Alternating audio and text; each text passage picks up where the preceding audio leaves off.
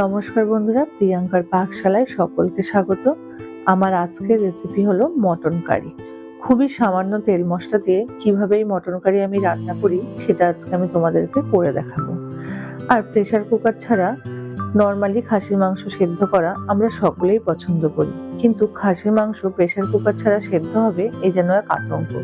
তাই pressure cooker ছাড়াই আমি নর্মালি কিভাবে মাংস সেদ্ধ করি সেটাও আজকে আমি তোমাদের এই রেসিপিতে দেখাবো। তাহলে চলো শুরু করা যাক আমার আজকের রেসিপি।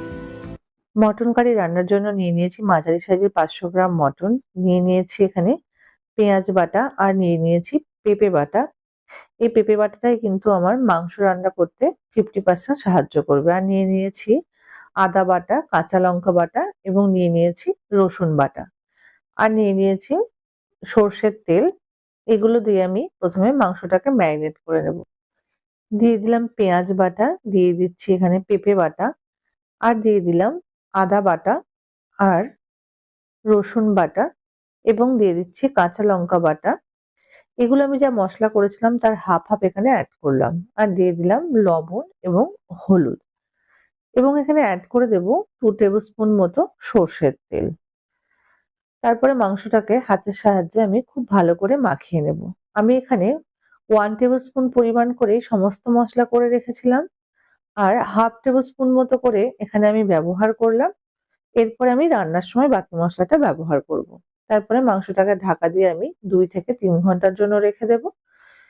এরপর কড়াইটা গরমে বসিয়ে যে সর্ষের তেলটুকু ছিল সেইটুকু সঙ্গে আরেকটু সাদা তেল মিশিয়ে আমি এখানে টুকরো করে আগের থেকে আলু কেটে রেখেছিলাম এবং লবণ হলুদ মাখিয়ে সেটাকে দিয়ে দিলাম। এরপরে দিয়ে দিচ্ছি পেঁপে, কাঁচা পেঁপেও আমি ঠিক একই রকম ভাবে টুকরো করে কেটে রেখেছিলাম, সেগুলোকেও এখানে আমি অ্যাড করলাম।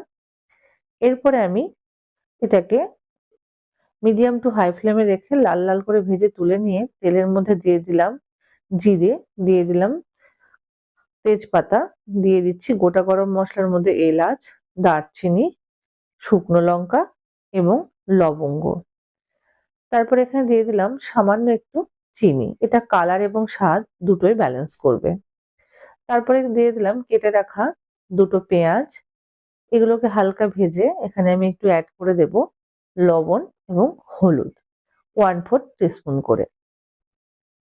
তারপরে পেঁয়াজগুলো একটু ভাজা ভাজা হয়ে এলে আমি এখানে দিয়ে দিলাম একটা মাঝারি সাইজের টমেটো কাটা। তারপরে মিডিয়াম টু হাই ফ্লেমে রেখে 2 থেকে 3 মিনিটের জন্য নাড়াচাড়া করে আমি বাকি যে বাটা মশলাগুলো ছিল ম্যারিনেট করার পর সেগুলোকে এখানে অ্যাড করে দিচ্ছি। এখানে কিন্তু পেঁপে বাটাটাই আমার রান্নাতে মাংস সেদ্ধ হতে অনেকটাই কাজে লাগবে।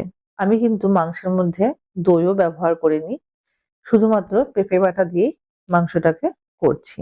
এরপরে যে গুঁড়ো মশলাগুলো দেবো তার মধ্যে নিয়ে নিলাম হাফ টেবিল স্পুন করে জিরে এবং ধনে গুঁড়ো, নিয়ে নিচ্ছি হাফ টেবিল স্পুন করে শুকনো লঙ্কা এবং কাশ্মীরি রেড চিলি পাউডার, আর দিয়ে দিলাম হলুদ এবং দিয়ে দিলাম লবণ।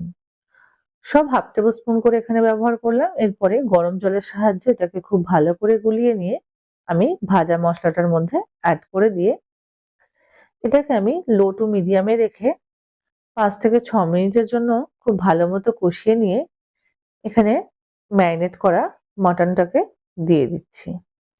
মটনটা দেওয়ার সময় কিন্তু আমি চর্বিগুলোকে আলাদা করে রেখেছি, কারণ একসঙ্গে দিলে চর্বি কিন্তু একদমই গলে যাবে। তারপরে হাই ফ্লেমে রেখে আমি 5 থেকে 6 মিনিটের জন্য মশলার সঙ্গে মাংসটাকে খুব ভালোভাবে মিশিয়ে নেব। এরপর এটাকে লো টু মিডিয়ামে রেখে আমি খুব ভালো মতো কষাতে থাকবো। এটাকে ঢাকা দিয়ে কষালে কিন্তু মাংসটা খুব তাড়াতাড়ি সেদ্ধ হয়ে যাবে। এইভাবে আমি 25 থেকে 30 মিনিট মতো ভালো মতো কষিয়ে নিয়ে দিয়ে দিচ্ছি ভেজে রাখা আলু এবং পেঁপে। তখন আমি লিড দিয়ে ঢাকা দিয়ে রেখেছিলাম এবং মাঝে মাঝে কিন্তু আমি নেড়ে দিয়েছিলাম। এরপরে আবারও আমি লিড দিয়ে ঢাকা দিয়ে লো টু মিডিয়াম ফ্লেমে রেখেই 15 থেকে 20 মিনিটের জন্য আরো ভালো করে কষিয়ে নেব। তারপরে এখানে অ্যাড করে দেব চর্বিগুলো। চর্বিগুলো দেওয়ার পর আমি 5 থেকে 7 মিনিট মতো মিডিয়াম টু হাই ফ্লেমে রেখে কুক করে নিয়ে চর্বিগুলোকে আলাদা করে তুলে রাখবো। তবে তোমরা চাইলে কিন্তু চর্বিটা একদম রান্নার শেষ পর্যায়ে ব্যবহার করেও জল ঢেলে দিতে পারো, কিন্তু আমি একটু কষিয়ে নেওয়ার জন্য এখানে আগে থেকে দিয়ে চর্বিগুলোকে আবারও একটা পাত্রে তুলে রাখছি, এটাকে শেষে অ্যাড করব। এরপর এখানে আমি দিয়ে দেব গরম করে রাখা জল। এখানে যে যতটা গ্রেভি রাখতে বা ঝোল খেতে পছন্দ করো ততটা জল দেওয়াই ঠিক হবে। আমি এখানে 400 ml মতো জল অ্যাড করলাম। এরপর এটাকে ঢাকা দিয়ে আরো 5 মিনিটের জন্য কুক করে নিয়ে এখানে আমি দিয়ে দেব দুটো চেরা কাঁচা লঙ্কা। এটা জাস্ট একটা ফ্লেভারের জন্য দিলাম, আর দিয়ে দিলাম চর্বিগুলো। তারপরে এখানে দিয়ে দেব 1/4 টিস্পুন পরিমাণ মতো গরম মশলা। তবে গরম মশলা কেউ খেতে খাসির মাংসে পছন্দ না করলে অ্যাভয়েড করে যেতে পারো। এরপর এটাকে ঢাকা দিয়ে আরো 10 মিনিটের জন্য কুক করে নিলেই তৈরি হয়ে যাবে আমার মটন কারি। তবে এই সেদ্ধটা কিন্তু প্রেসার কুকারে যেরকম একদমই নরম হয়ে যায় সেই রকম হবে না। তবে যেটা ঠিক আমরা খেতে পছন্দ করি সেদ্ধটা কিন্তু সেই রকমই হবে। সকল বন্ধুদের কাছে এই রেসিপিটি বাড়িতে ট্রাই করার অনুরোধ রইল। ভালো লাগলে একটা লাইক, কমেন্ট, শেয়ার এবং সাবস্ক্রাইব করে সকলেই পাশে থেকো। আবারও দেখা হচ্ছে নতুন কোনো একটা রেসিপি নিয়ে। আজকের মতো টাটা।